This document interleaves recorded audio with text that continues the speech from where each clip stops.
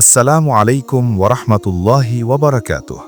প্রিয় দর্শক, মানব ইতিহাসে কিছু রহস্য আছে যেগুলো হাজার বছর পেরিয়ে গেলেও পুরোপুরি উন্মোচন করা সম্ভব হয়নি। ইয়াজুজ ও মাজুজ তেমনই এক রহস্যময় বিষয়। তাদের অবস্থান কি চীনের গ্রেট ওয়াল, নাকি ককেশাস অঞ্চলের দানিয়াল পাস, অথবা মধ্য এশিয়ার কোনো দুর্গম পাহাড়ি অঞ্চলে? আজ পর্যন্ত পৃথিবীর কোনো বিজ্ঞানী, কোনো ঐতিহাসিক, কোনো গবেষক নিশ্চিতভাবে বলতে পারেননি এই রহস্যময় জাতি ঠিক কোথায় লুকিয়ে আছে। কিন্তু আল্লাহ তাআলা কুরআনে স্পষ্টভাবে বলে দিয়েছেন যে তারা আছে এবং কিয়ামতের আগে একদিন তারা বের হবেই। সেই দিন পৃথিবীতে এমন ধ্বংসযজ্ঞ হবে যা মানুষ আগে কখনো দেখেনি। আজকের এই ভিডিওতে আমরা সেই রহস্যের গভীরে যাব। কুরআন ও হাদিসের আলোকে জানব ইয়াজুজ ও মাজুজের পরিচয়, তাদের বন্দিত্বের ঘটনা এবং তাদের মুক্তির পরে কি ভয়াবহ পরিস্থিতি তৈরি হবে। তাই হৃদয়টাকে শান্ত করুন এবং মনোযোগ দিয়ে সম্পূর্ণ ভিডিওটা দেখুন। প্রথমেই একটু পেছনে ফিরে যেতে হবে। হাজার হাজার বছর আগের কথা। পৃথিবীতে তখন এমন একটি জাতি ছিল যারা মানুষের উপর ভয়াবহ অত্যাচার করত, ফসল নষ্ট করত, বসতি ধ্বংস করত এবং যেখানে যেত সেখানেই বিপর্যয় নামিয়ে আনত। তাদের শক্তি ছিল অসাধারণ, সংখ্যা ছিল অগণিত এবং তাদের ঠেকানোর সাধ্য কারও ছিল না। পৃথিবীর মানুষ তখন অসহায় হয়ে পড়েছিল। ঠিক তখনই আল্লাহ তাআলার বিশেষ অনুগ্রহে পৃথিবীতে এলেন এক মহান শাসক, যাকে আল্লাহ পৃথিবীর পূর্ব থেকে পশ্চিম পর্যন্ত শাসন করার ক্ষমতা দিয়েছিলেন। কুরআনে তাকে বলা হয়েছে জুলকারনাইন, যার অর্থ দুই শিং বিশিষ্ট বা দুই যুগের অধিপতি। তিনি পৃথিবীর ৩ প্রান্তে ভ্রমণ করেছিলেন, প্রতিটি জায়গায় ন্যায় বিচার প্রতিষ্ঠা করেছিলেন এবং অত্যাচারীদের বিরুদ্ধে রুখে দাঁড়িয়েছিলেন। একবার তিনি এমন একটি জনগোষ্ঠীর কাছে পৌঁছালেন যারা দুটি বিশাল পাহাড়ের মাঝখানে বাস করত। তারা কোনো ভাষায় কথা বলতে পারত না বা তাদের ভাষা বোঝা যাচ্ছিল না।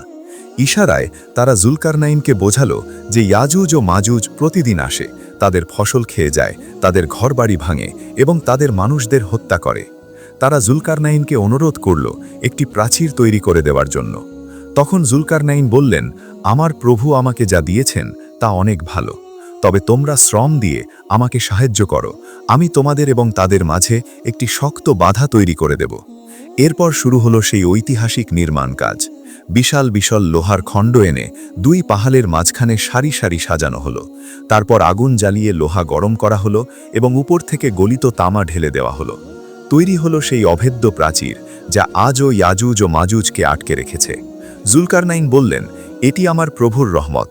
যখন আমার প্রভুর প্রতিশ্রুতির সময় আসবে তখন তিনি এটি চূর্ণ করে দেবেন এবং আমার প্রভুর প্রতিশ্রুতি সত্য। এখন সবচেয়ে রহস্যময় প্রশ্ন হলো, এই প্রাচীর আজ কোথায়?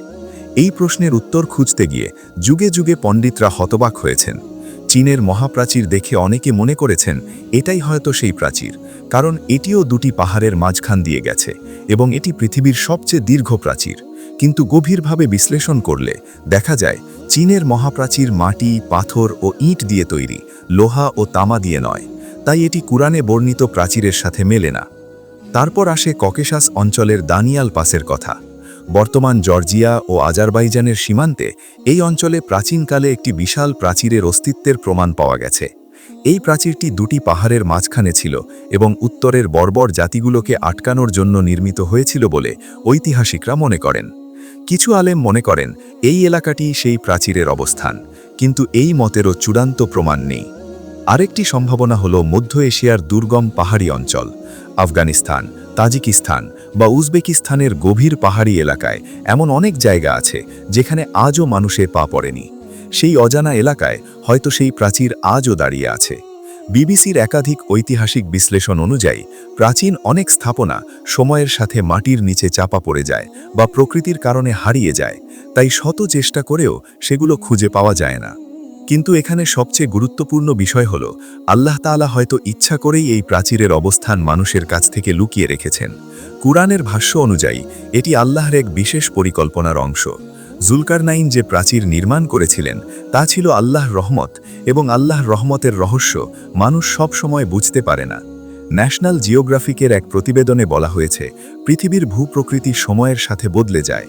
ভূমিকম্প, ভূমিধস ও জলবায়ু পরিবর্তনের কারণে প্রাচীন অনেক স্থাপনা চিরতরে হারিয়ে যেতে পারে। হয়তো সেই প্রাচীরও এইভাবেই মানুষের দৃষ্টির আড়ালে চলে গেছে। এখন কথা বলি ইয়াজুজ ও মাজুজ প্রতিদিন কি করছে।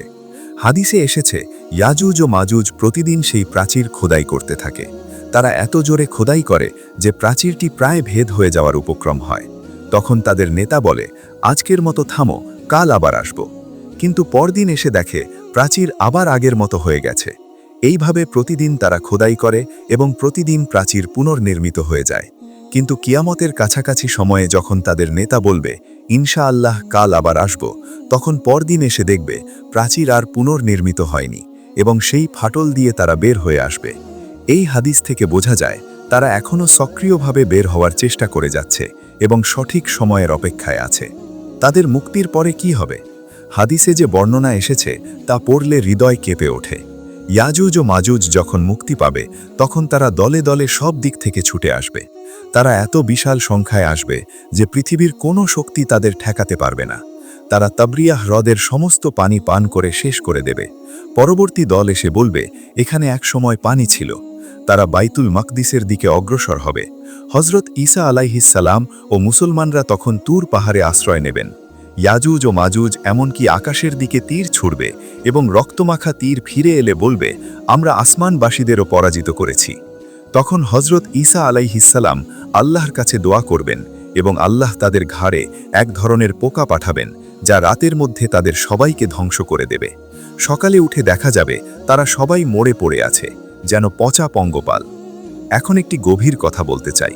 ইয়াজুজ ও মাজুজের এই পুরো ঘটনা আমাদের কি শেখায়? এটি আমাদের শেখায় যে আল্লাহর পরিকল্পনা কখনো বাতিল হয় না। 1000 বছর আগে যে কথা নবীজি বলে গেছেন তা একদিন না একদিন সত্যি হবেই। আজ পৃথিবীতে যত শক্তিশালী দেশ আছে, যত উন্নত অস্ত্র আছে, যত বিশাল সেনাবাহিনী আছে, কিয়ামতের সেই দিন এগুলো কোনো কাজে আসবে না। তখন একমাত্র আশ্রয় হবে আল্লাহ। যারা আল্লাহর কাছে আশ্রয় নেবে তারাই রক্ষা পাবে। ইয়াজুজ ও মাজুজের অবস্থান আজ অজানা হলেও এই রহস্য আমাদের মনে করিয়ে দেয় যে পৃথিবীর সব রহস্য মানুষ জানবে না।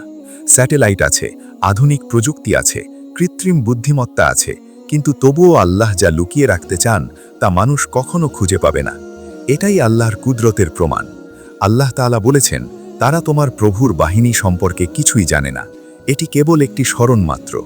তাই প্রিয় দর্শক, ইয়াজুজ ও মাজুজের এই ঘটনা শুধু একটি ইতিহাস নয়, এটি আমাদের জন্য একটি সতর্কবার্তা। কিয়ামত আসছে, সেই দিনের আগে অনেক বড় বড় ঘটনা ঘটবে এবং আমাদের প্রস্তুত থাকতে হবে। প্রতিদিন 5 ওয়াক্ত নামাজ পড়ুন, কুরআন পড়ুন, আল্লাহকে স্মরণ করুন এবং আখেরাতের প্রস্তুতি নিন। কারণ যেদিন ইয়াজুজ ও মাজুজ বের হবে সেই দিন আর প্রস্তুতির সময় থাকবে না। আল্লাহ তাআলা আমাদের সবাইকে কিয়ামতের ফিতনা থেকে হেফাজত করুন, ইয়াজুজ ও মাজুজের আযাব থেকে রক্ষা করুন এবং জান্নাতুল ফিরদাউস নসিব করুন। আমিন। এই ভিডিওটি যদি আপনার অন্তর নাড়া দিয়ে থাকে এবং এই রহস্যময় ঘটনা জেনে যদি ভালো লেগে থাকে, তাহলে এখনই ভিডিওটিতে একটি লাইক দিন, কমেন্টে লিখুন সুবহানাল্লাহ এবং চ্যানেলটি সাবস্ক্রাইব করে রাখুন। আল্লাহ হাফেজ।